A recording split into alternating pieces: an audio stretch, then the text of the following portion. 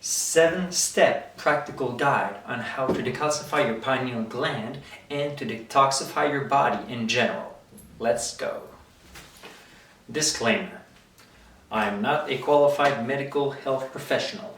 The views expressed in this video are solely based on my own research and opinions and should not be considered as health advice and are for entertainment purposes only. Okay, now that that's out of the way and my bag is covered, let's start.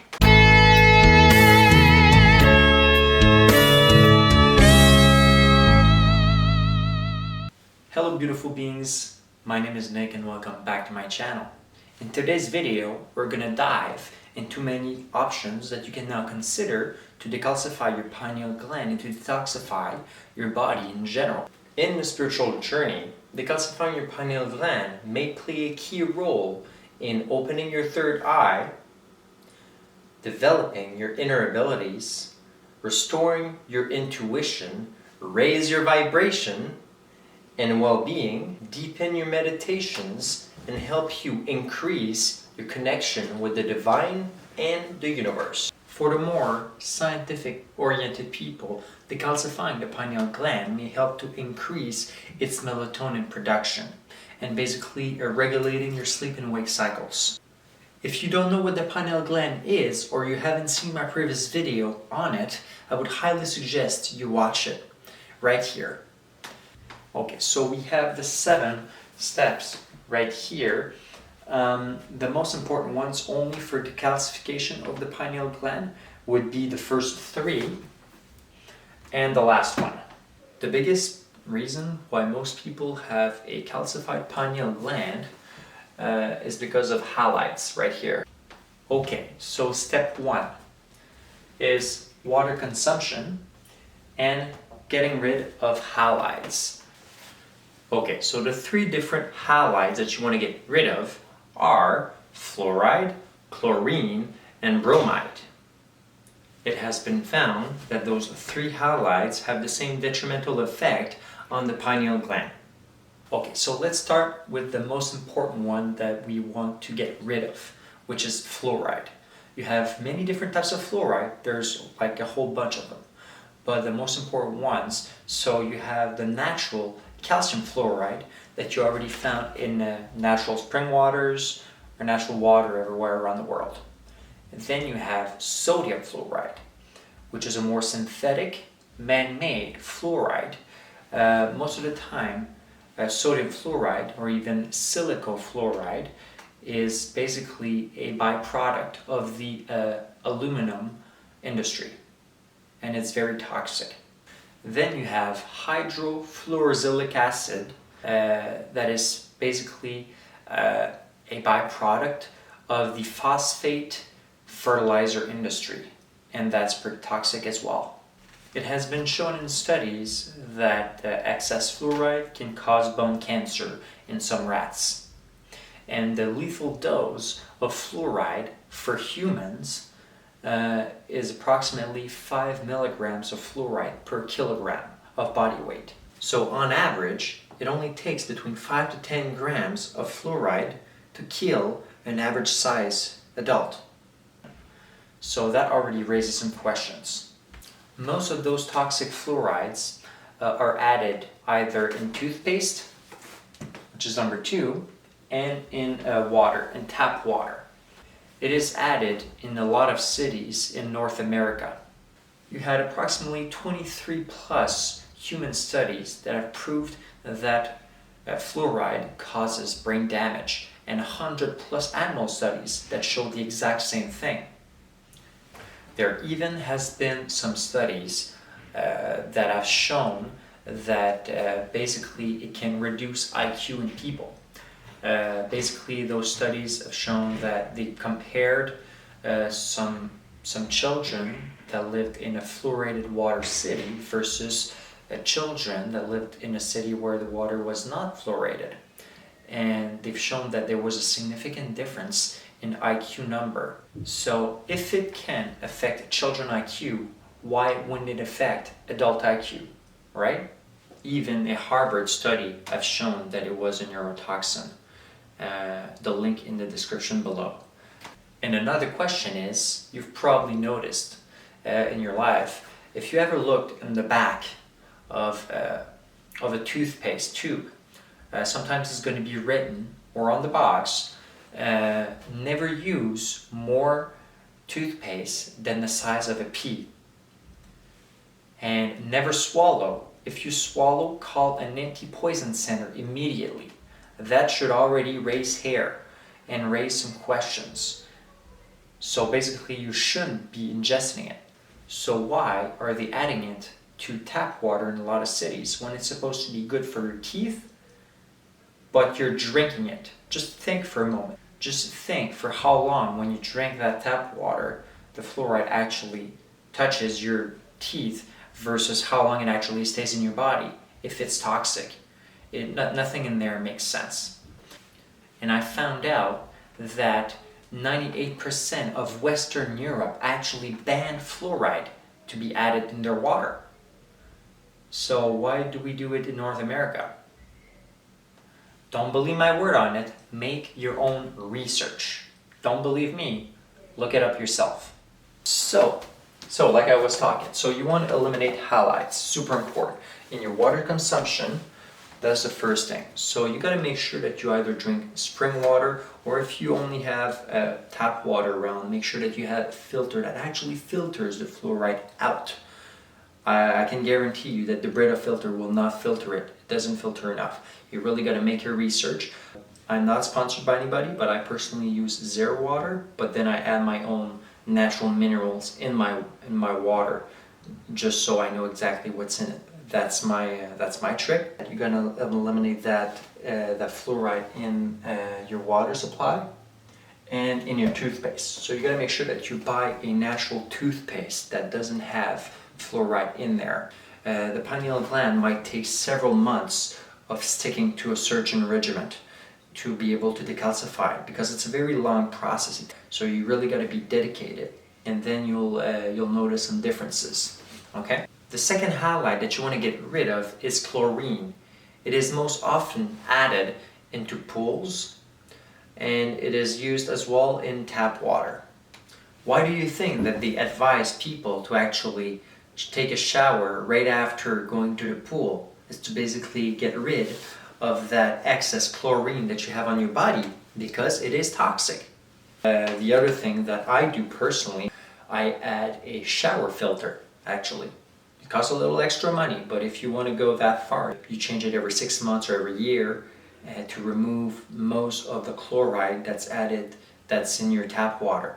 So at least it's filtered through your shower, because you know your skin is the biggest organ that you have in your body. It covers your whole body, so things absorbs through it. Same thing as fluoride. I said earlier, when you brush your teeth with a conventional toothpaste, it has it.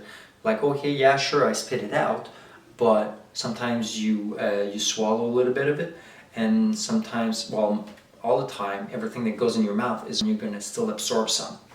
If it kills bad bacteria, what tells you that it doesn't kill good bacteria inside your gut?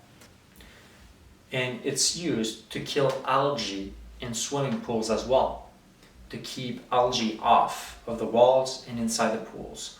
So if it kills algae, it must kill one of the most important things that you already have in algae, something that's very healthy, chlorophyll, and basically iodine that's in it, and can technically make you iodine deficient, which then affects your pineal gland. And you need iodine, which I will talk a little bit later down the road on number 7 in supplements, how iodine is very important to help to detoxify that pineal gland and remove heavy metals from your body. And now the third halide that you want to get rid of is bromide. It's not very often talked about, but it is added in a lot of things. When ingested, bromides can accumulate in the central nervous system. It can actually cause many psychological problems and or psychotic symptoms. The first bromide that you want to get rid of is potassium bromate. It is often added in commercial flours. Basically, you find it in commercial breads and baked goods, especially in Western countries. The second bromide that you want to get rid of is brominated vegetable oil. It will often be added in a lot of different sodas as an emulsifier, and is often added as well in many different citrus flavored drinks. And now the third bromide that you want to get rid of is called methyl bromide. It is often used as pesticides in a lot of berries, especially strawberries. So you got to be mindful of that. Okay, so now that we've gone through highlights, food. You have many different types of food that can actually help to detoxify heavy metals and the calcium buildups. So like I said earlier, you have fluoride that's extremely attractive to the pineal gland for some reasons. It's been shown in many studies that calcium and fluoride, basically in the pineal gland they have calcium spots or phosphate crystals that forms with time and basically hardens your pineal gland and affects your melatonin production, and it affects your overall well-being. And avoid excess calcium consumption with dairy products. If you take dairy products, try to reduce it as much as possible. A lot of commercial supplements have calcium carbonate that you want to get rid of. You want to try to get as much calcium as possible, but in more natural forms. You want to get it through leafy greens and other vegetables. Okay, so under food, like I said, a lot of good food that will help detoxify heavy metals and help to decalcify that pineal gland of yours is leafy greens. So try to eat a lot of leafy greens as much as possible, and because of the antioxidants that are in it, it really helps to detoxify your body in general. So it's super good. So leafy greens, broccoli, asparagus, Brussels sprouts, green beans, and you want to make sure that you eat the food that are high in boron too. If you have like a really quality spring water, usually you already have those trace minerals in there, but try to add some food that are high in borons. So a lot of nuts, high in boron. You got prune juice, avocado, raisins, peaches, apples, pears. You got to make sure that you remove most of the pesticides and herbicides from your vegetables. And how to do that, there's easy ways all throughout the internet, but I'll give you a quick trick that I do. I fill my sink with a little bit of water. I pour all the vegetables that I want to use in the salad or whatever. And what I do is that I pour some baking soda on the water. I shake the water with the vegetables, and then I leave it there for 15-20 minutes. It has been proven that it removes between 97 to 98% of all pesticide residue on your vegetables. It's a good trick to do if you don't want to add some extra toxins in your body as well that can affect your pineal gland. So just try to avoid mercury. That's, well, everybody knows that mercury is highly toxic, so you want to try not to eat, if you eat seafood, not to eat too much seafood. You have dental fillings as well. Another one that you want to remove is refined sugars. You want to remove refined sugars as much as possible. Refined sugars are super bad for you, and just look it up. There are so many videos that shows the dangers of sugars.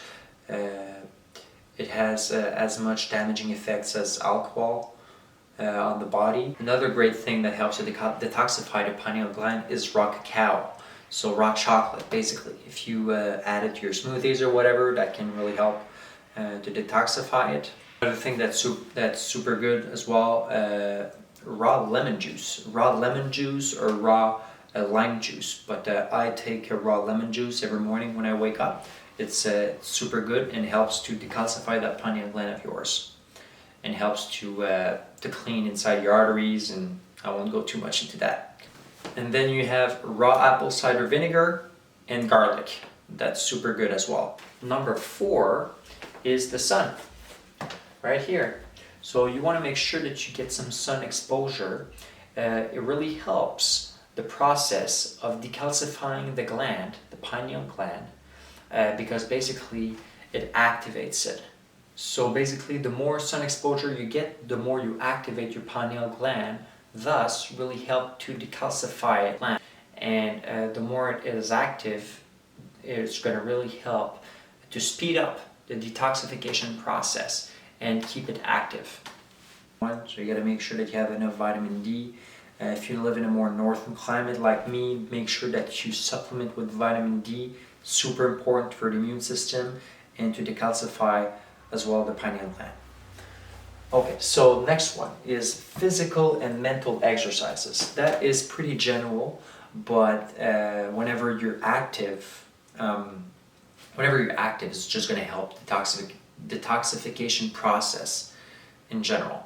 So you got to make sure that you're active. Try to at least work out 3 times a week. It's super healthy. Now, under mental exercises, try to do some daily meditation that really helps to stimulate the pineal gland, especially the ones that solely focuses on the third eye. So you can, put yourself into a meditation position and really focus between your eyebrows and your third eye. And sometimes a good trick to know if it actually worked is sometimes you'll feel a little uneasy. You'll feel a little kind of like a twitching feeling, a little electricity sensation right between your eyebrows. And then sometimes it expands to the rest of your brain and your body. So the next one is environment. So in our environments, we have all sorts of toxins. We have toxins all over the place. In our air, in our food, in the cleaning products that we use, sometimes in what we use to clean our hands, etc. Like there's so many toxins all around the environment. You got to be careful about what you use. I'll give you an example. Some cleaning products that you could use, the mainstream ones sometimes will have very toxic ingredients inside of it, and then you even unknowingly sometimes will inhale the fumes, and it will be detrimental in the long run. One thing that can affect the pineal gland is alcohol consumption, especially heavy drinking. 1 glass of wine once in a while probably won't do much to it. But if you're a heavy drinker, that's a totally different story. So people have to be mindful of its detrimental effects on the pineal gland and its possible calcification, especially through mainstream beers. If you think about it, most of mainstream beers, they're going to be brewed in bigger cities. And in those bigger cities, well, guess what? Most of the time, especially if they're brewed in North America, then they're going to use the city water. And guess what? The city water is going to be fluoridated. And even if they purify the water, they need a really, really good filter to actually filter the fluoride out. And alcohol is very acidic to the body. So you want to try to avoid drinking very often, because it's going to give you a very more acidic pH in your body. And a lot of people know, well, you can actually make your own research on this, but basically having an acidic environment in your body makes it more favorable for many diseases. So that's why you want to try to make it a bit more alkaline. So try to reduce alcohol consumption, or if you want, you can completely get rid of it as well. That's even better, but not everybody can go that far. Another thing on alcohol is basically, when you drink alcohol, your body will try to get rid of it as much as possible, which is why alcohol stays for a very short period of time, up to maybe 48, 72 hours tops in your body, and your body is trying to get rid of it. And basically, if you try to detox your body of other toxins, if you take alcohol, well, your body is going to concentrate on trying to detoxify the alcohol first, and basically you'll never be able to fully detoxify other things you want to detoxify if you always have drinks a couple times a week. Another thing you want to try to avoid is deodorant, especially antiperspirants, and it's because of the heavy metals that's in there. Antiperspirants will have heavy metals added into it, basically to help basically block your pores from actually sweating, which is not good because it's a natural function of the body. So deodorant is better than antiperspirant, but it's better to stick to a more natural one because of heavy metals in there, like I just said, especially aluminum, zirconium, that they add in there. And basically throughout the years can basically accumulate in the body and can favor disease later on, like cancers and other things. So basically just try to avoid all those extra toxins that are completely unnecessary, and try to opt for more natural products, and basically it'll make a big difference, very big difference in the long run. And later you might, who knows, maybe save yourself some problems, some health problems later down the road. Okay, last one is supplements. And I think it's a really important one. So you want to make sure that you have iodine in your daily routine. So you either buy a pure iodine in droplets, you can add it to your water every morning or every evening. That's going to really help detoxify that gland. And what you can do as well, what I personally do, is I get iodine through some algae. You have different types of algae that are filled and packed with iodine. It's super healthy. Boosts your immune system, decalcify that pineal gland, detoxifies heavy metals inside your body, and it's like it does wonders, seriously. And it regulates your hormones and your thyroid gland as well. It's just great. So the types of algae I take, you have chlorella, that's amazing. You have spirulina. I personally take like tablets of a mix of chlorella and spirulina every single day. If you're like me, you're a little lazy, you don't want to make smoothies every single day with all this added stuff, well, you could just buy pure iodine, add it to your water, or just take those pills, algae pills of chlorella, spirulina. All those types of algae will be really helpful to decalcify that gland. Make sure that your iodine and or your algae supplements are fully organic. That's very important. And that they are grown in a water source that is not polluted. If the water where the algae grows in, there's toxins like heavy metals and stuff, it's actually going to be found in trace amounts inside the algae, and you don't want that. So you got to make sure that those algae or that the iodine you got is organic and it's grown in a place where the water is not polluted, and as pure as possible. Now another vitamin / supplement that's very good to add is vitamin K2 / MK7. It is very good with the decalcification process because it activates proteins that binds calcium inside your bloodstream, and those proteins can help prevent calcium buildups inside your veins, your arteries, and inside your whole body. And that vitamin helps to redirect calcium to basically strengthen your bones.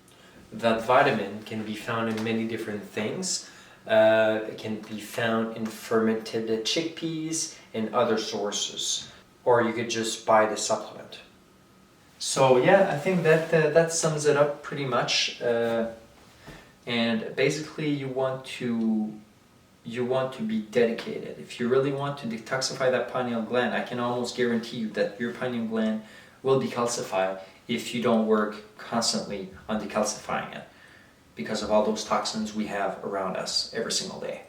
So, and it may take like a couple months of dedication, of changing your toothpaste, changing your drinking water, and make sure that you constantly detox every single day, and meditate and everything, and eventually you'll feel the difference.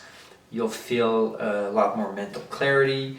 You'll feel better. You'll have more insights. Your intuitions will be better. Yeah, overall everything becomes better. So in my opinion, decalcifying your pineal gland is one of the big pillars of spirituality, and the start on your path towards your own little miracles.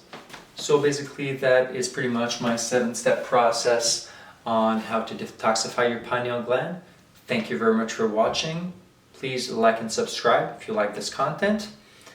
And take care, everybody. One love. Namaste.